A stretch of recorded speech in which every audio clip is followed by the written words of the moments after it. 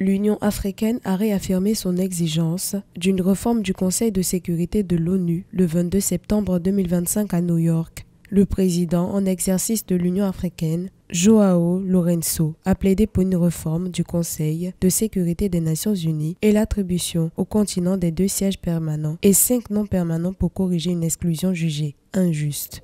Forte de 1,4 milliard d'habitants et d'une implication majeure dans les missions de paix, l'Afrique reste absente des décisions clés. L'Union africaine appelle à une représentation équitable de l'Afrique à la hauteur de son rôle mondial croissant.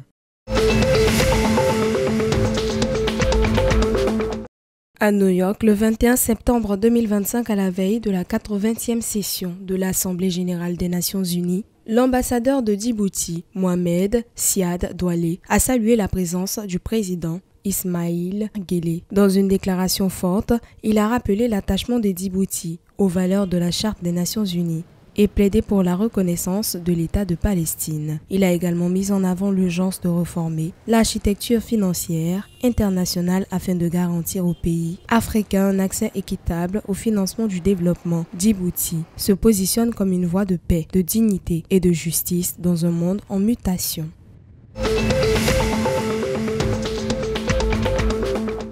En Ouganda, le gouvernement intensifie ses efforts pour développer l'énergie nucléaire avec pour objectif de produire plus de 50 000 MW d'électricité d'ici 2040. Lors d'un atelier organisé en partenariat avec la Corée du Sud à Kampala, l'ambassadeur Park Song-so a réaffirmé l'engagement de son pays à soutenir cette ambition stratégique. 6 sites ont été identifiés, dont Buyende, prévu pour accueillir une centrale de 8400 MW. La mise en service de la première centrale nucléaire est envisagée dès 2033, faisant de cette filière un élément central de la politique énergétique ougandaise et un levier essentiel pour son développement économique et social.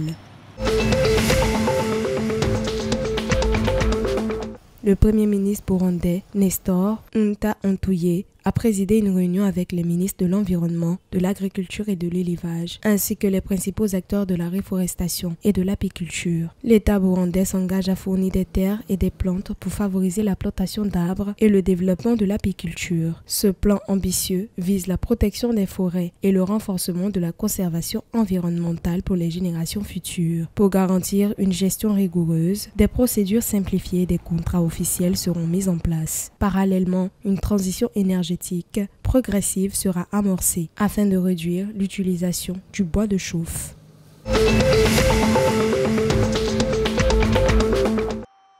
Le 21 septembre 2025, au stade Gussie, Shabana FC a remporté une victoire spectaculaire face à APS Bomé FC sur le score de 4-2. Brian Mishira a brillé en inscrivant 2 buts dès le premier quart d'heure avant qu'un but contre son camp n'aggrave l'écart. APS Bomé a tenté de revenir grâce à un pénalty de son gardien Bob Cétric et un coup franc de Ansel Ochieng. Mais Derrick Ochieng a scellé le sort du match dans le temps additionnel. L'entraîneur de Shabana a salué l'esprit d'équipe tandis que son homologue d'APS Bomé a reconnu la combativité de ses joueurs.